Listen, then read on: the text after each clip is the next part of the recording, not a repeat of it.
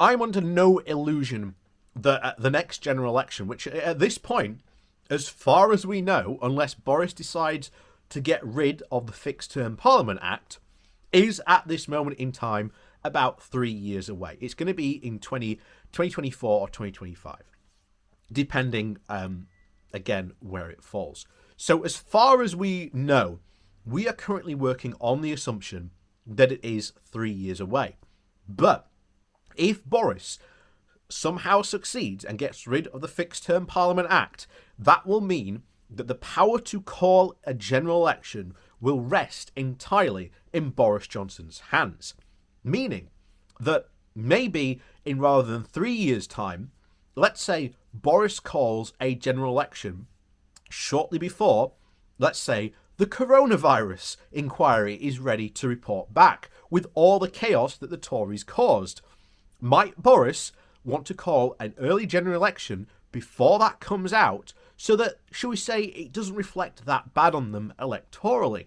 And this is the problem and why we must keep a Fixed Term Parliament Act. It's far more better for the hands to be in Parliament and have a majority call from all sides a general election, rather than it just be left in the hands of whoever the current sitting Prime Minister is, so that he can call it when it is most advantageous to his side. So, with that, as I said, Labour's got a lot of work to do, and I've said before, we need policies. And so far, we've had the Buy British policy, which, again, 100% on board with. I think using the state's purchasing power to buy exclusively from British companies would be a fantastic way to really get and kickstart the economy. But we need more than just that. And Labour has to accept that there are tons of ideas out there and that Starmer has to start thinking big and start thinking ambitiously, because if he doesn't, at the next election, he's not going to really stand out that well. So, before we do jump into today's article, please do remember to hit that like, share and subscribe button. And of course, down below there are links to my Patreon page, as well as a one-off donation link called Buy Me Coffee, where you can, well, buy me coffee. And as always, thank you very much to all those people who do support the channel that way. And of course, please do remember to wear a mask.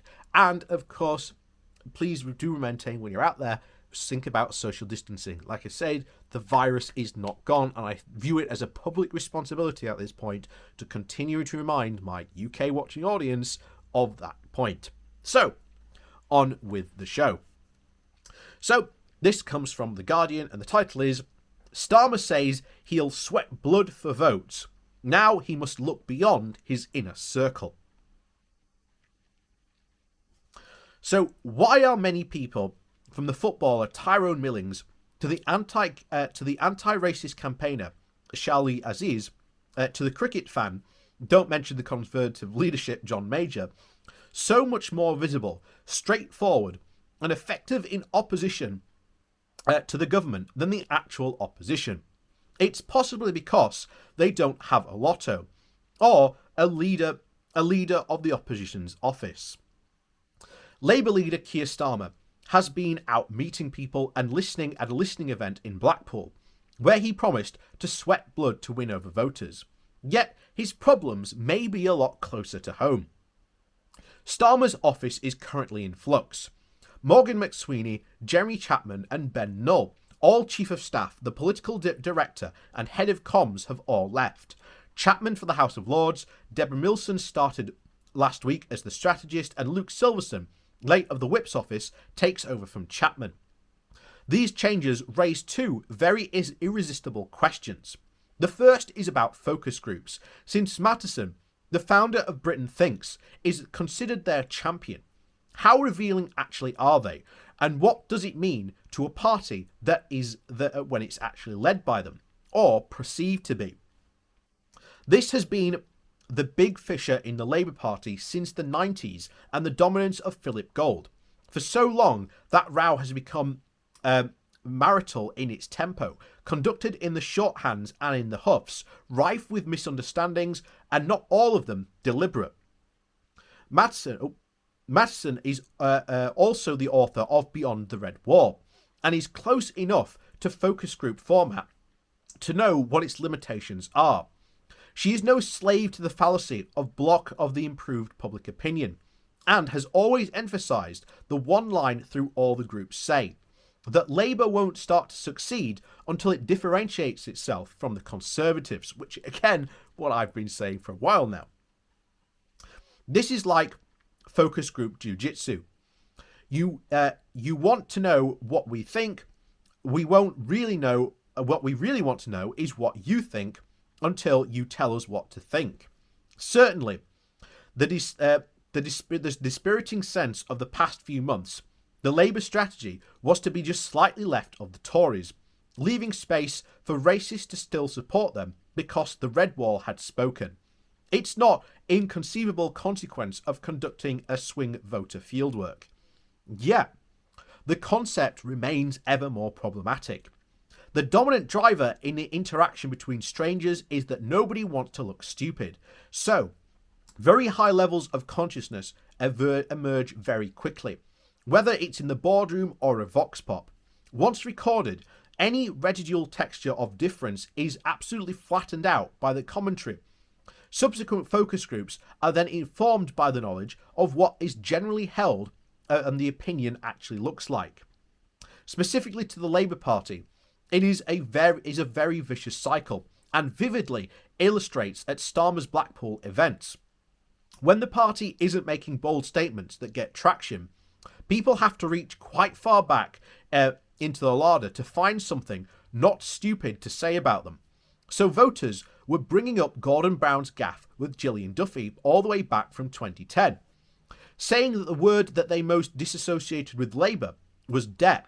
This creates the impression that Labour has over the decades worth of bad blood to actually wash away, which fosters ever more greater caution on the issues they should be the strongest on, such as anti-Semitism and a radical approach to public finances.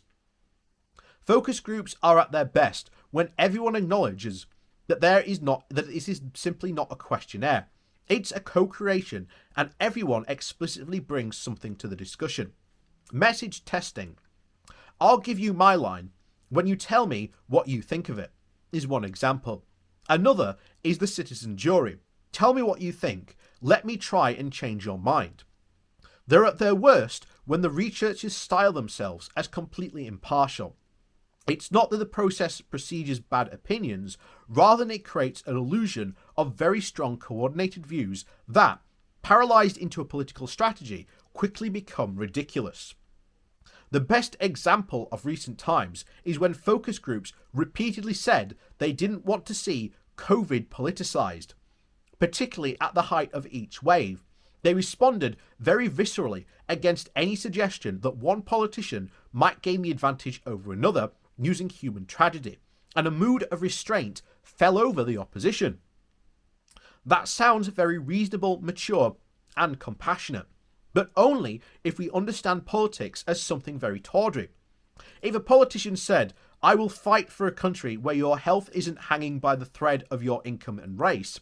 I will fight so that the heroes of the pandemic are treated as heroes and paid as heroes, and I will fight corruption and callousness," all those statements would have been political, but nobody outside the government would have cried politicisation.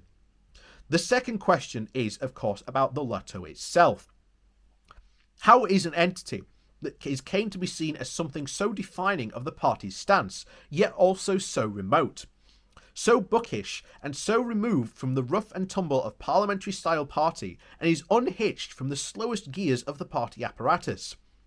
None of the complaints about Lotto originated with Starmer's recently departed team.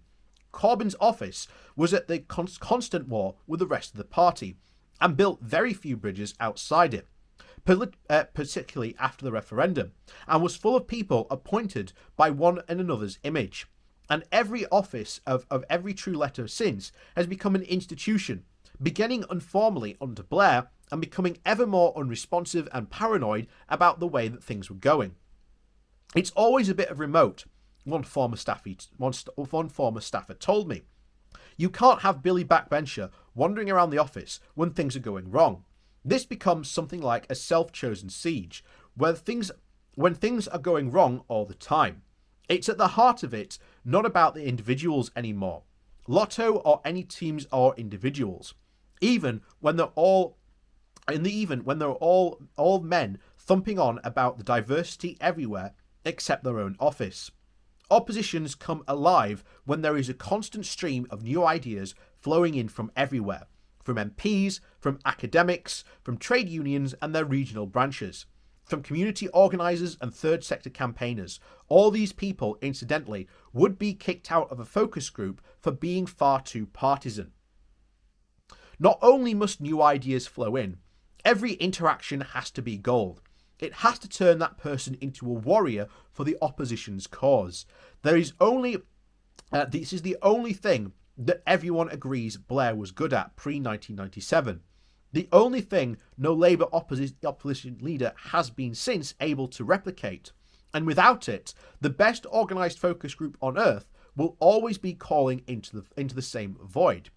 What do you want us to think? We don't know until you tell us what to think.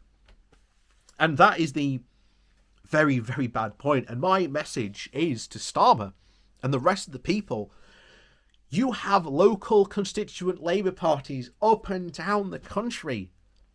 Please, please, please listen to them.